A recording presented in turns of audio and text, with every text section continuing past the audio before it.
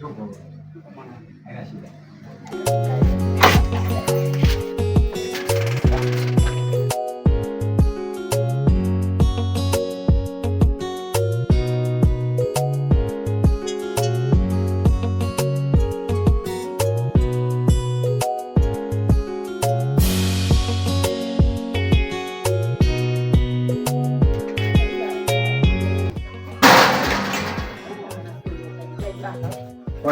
Jirani.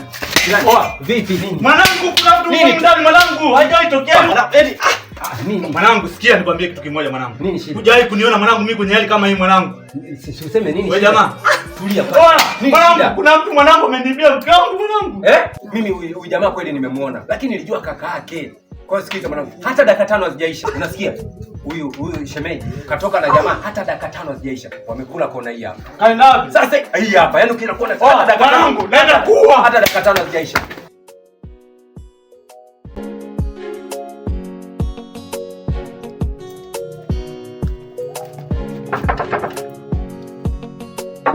Shemeji.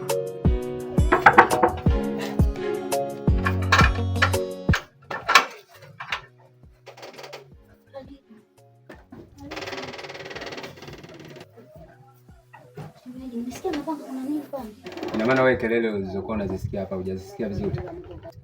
Nilikuwa nataka nitoke shemeji. Kuna nini kwani? Lakini shemeji, hicho unachofanya sio. Imagine wewe ndio ungekuwa mwanaume. Alafu nafanyiwa hivyo. Mimi unajua ulipopita hapa, nilijua huyu ni kaka yako labda ndugu yako. Ndio maana sijaamua kusema lolote. Lakini very serious kabisa. Unatoka na mwanaume huko, unakuja unamuingiza ndani kwenye kitanda cha mume wako. Uko na mwanaume wako zaidi ya miaka 5. Lakini hujajali hilo.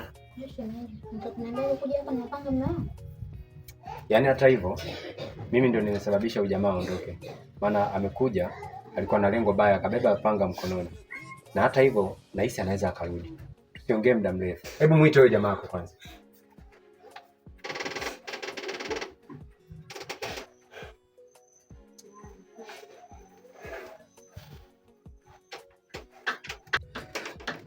Sikiliza mwanangu.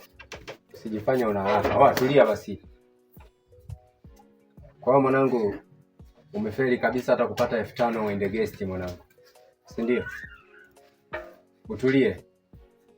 Umefeli kabisa hata kupata 5000 uende guest, yani uende na shemeji guest huko hata kama mnapendana. Haya basi achana na hiyo 5000. Tungeenda naye hata mapolini huko basi ambako kidogo kuna amani. Unakuja unaingia kwenye kitanda cha mwanamume mwenzio ujue amepambanaje kukutafuta, lakini wewe upo ndani yani mwanangu. Tena una amani zote mwanangu. Nisikilize mwanangu. Hizo tabia unazoleta wewe sio pigo za kiume. Muogope sana mke wa mtu mwanangu. Mke wa mtu sumu. Wanawake wengine watu wanatoka nao mbali, wana malengo kwenye maisha yao. Kwa hiyo unaweza kafika mahala mwanangu huwezi kujua mwanaume anawaza nini kwenye kichwa chake. Utakuja kufa kabla ya wakati wako mwanangu. Sasa nisikilize. Huyu jamaa mimi nimemuelekeza amepita hivi. Si unasikia? Tokea njia hii hapa. Na hata sijui kama utakutana naye utajua mwenyewe. Lakini pita njia hii hapa mwanangu. Alafu hizo pigo achana nazo. Sawa utapata maisha mafupi sana. Ni watu watakuua. Kila mtu ana hasira zake. Alafu hivyo unavyofanya mwanangu. Mbona wanawake wapo wengi hapa duniani?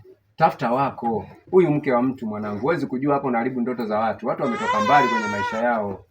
Sawa mwanangu? Hebu sepa basi mwanangu.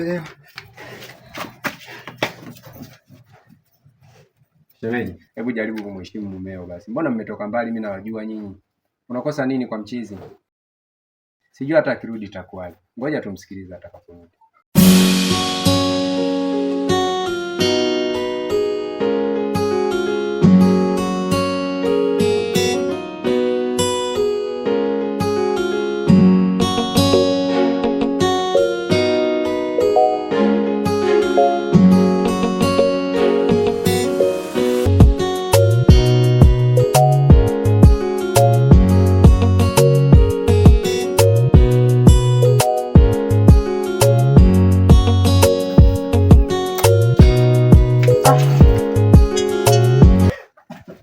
Vipi ndugu yangu? Mwanangu. Nini? Umeua? Usiniambie umeua. Si useme kaa hapa kwanza, kaa. Kaa hapa. Nisikilize ndugu yangu. Wewe ni mwanaume. Na mwanaume huwa afanye maamuzi akiwa na hasira. Ukisema ufanye maamuzi ukiwa hivi, utafanya maamuzi ya ajabu ambayo baadaye utakuja kuyajutia. Sawa? Unachotakiwa kufanya ni kutulia. Utalipata jawabu nini sababu. Kwa sababu wakati mwingine inawezekana yeye amekusaliti kwa sababu wewe ndio sababu. Au akawa yeye mwenyewe tu ndiye sababu. Yaani kinachotokea kwenye maisha haya ni kwamba sisi wanaume, wanawake ambao tunatamani kuishi nao kwenye maisha yetu ni tofauti na wale ambao huwa wanatulia kwenye ndoa. Mwanamke ambaye anatulia kwenye ndoa ni yule mwanamke ambaye kwanza utamkuta hana shepu, hana sura nzuri, yaani yupo tu. Lakini wale sisi huwa tuchagui. Sisi tunataka wanawake ambao wana makalio makubwa, wana shepu nzuri. Ndio hao huwa tunatamani kuishi nao ndani. Leo hii ndio kimichi kilichotokea. Ni kweli amekukosea heshima sana, amekukosea adabu. Lakini wewe kama mwanaume usitumie hasira kulipangua hili jambo. Yule ni mwanaume mwenzio. Inawezekana kweli amekukosea, lakini kosa la yule mwanaume limeanzia kwa mkeo. Mimi nakuomba jamaa. Mimi na wewe tumetoka mbali sana. Nakuomba hili swala liamue taratibu. Unatakiwa tu ukubali kwamba limeshatokea. Pole sana ndugu yangu. Baadaye.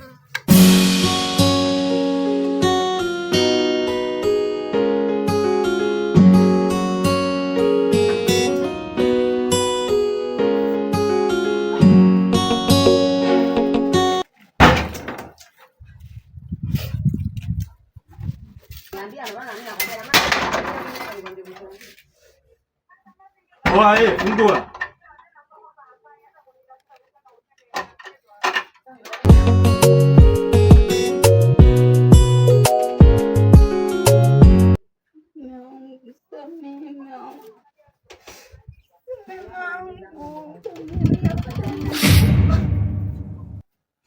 Sirudi tena mume wangu.